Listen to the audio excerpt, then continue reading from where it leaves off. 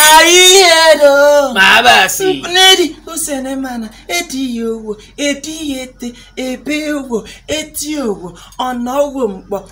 Enyingesi mmangedi Mr. Nsika Linus Nkam. Today is the birthday of a fine man, handsome man, good man, a good father, a man with a good heart. His name is Mr. Nsika Linus Nkam, the Honorable Commissioner for Finance. Kenye fobio. Kwai bobam. Anye fi nsidi Commissioner Finance. That's and I'm going back.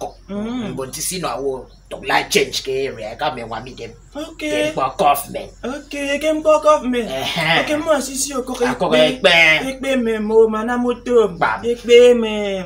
Ana yengo si okoko ekpe nyana. Ekpe nyana. Kami want me them. Go toro. Abasi. Oye de yete. Si ampana do senema na fi do ya abasori amfe. We say may God bless you. Abasi ekpe me fi. God will pay you. Sorry, protect you. Kenje bo antanga bia. Koke di so keki ti utom. You don't have lots of money in your office.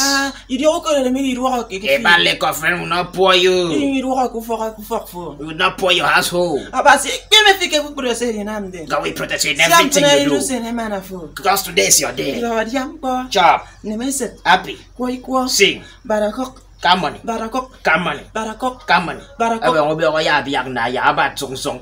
O no me boy se wa manye. Mpa ke finance bebe. Atanga paniko. Ete si ampana du senema na fido. Happy birthday to you from a big book. That's condom. We love you. My hero. Abasi. Aba ma young big book. Mama. Sama. Yanka office. I wish you a happy birthday. Very, very many happy reasons.